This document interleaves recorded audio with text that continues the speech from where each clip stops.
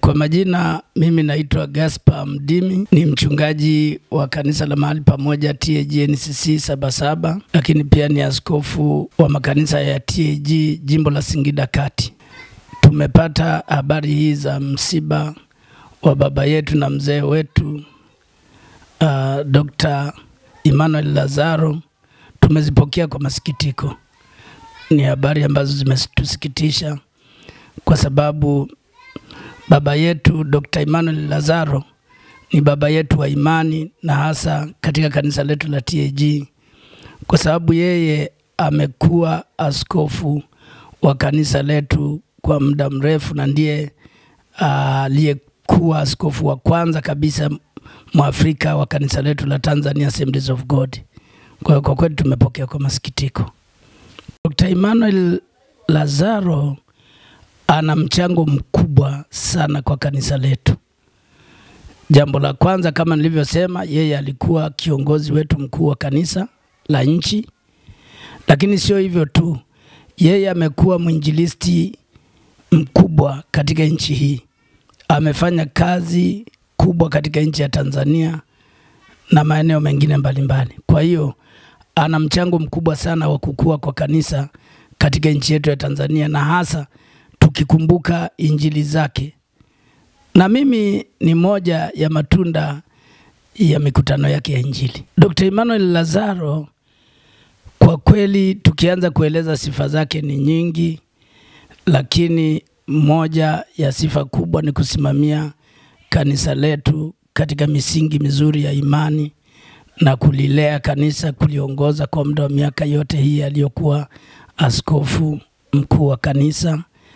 Lakini pia sifa yake kubwa ni mtu wa maono makubwa. Ni mtu aliyetoa muda wake mwingi kwa ajili ya kazi hii katika nchi ya Tanzania. Amejitolea kuanzisha makanisa mengi na kuzunguka nchi nzima akihubiri mikutano mikubwa ya injili. Mimi nadhani tunatakiwa kumwenzi baba yetu huyu wa imani, kwanza kwa kusimamia misingi ya imani ya kanisa la TAG. Alikuwa mtu thabiti katika kusimamia misingi ya imani yetu.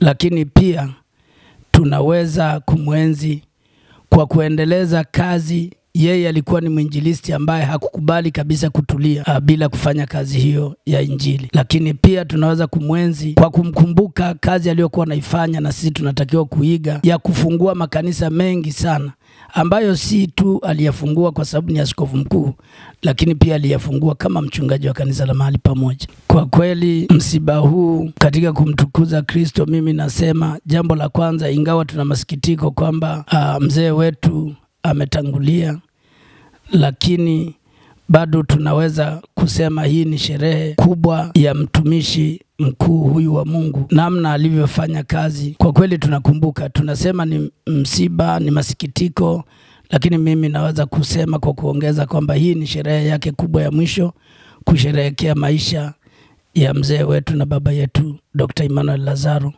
na kazi aliyoifanya kweli ni ya kukumbuka.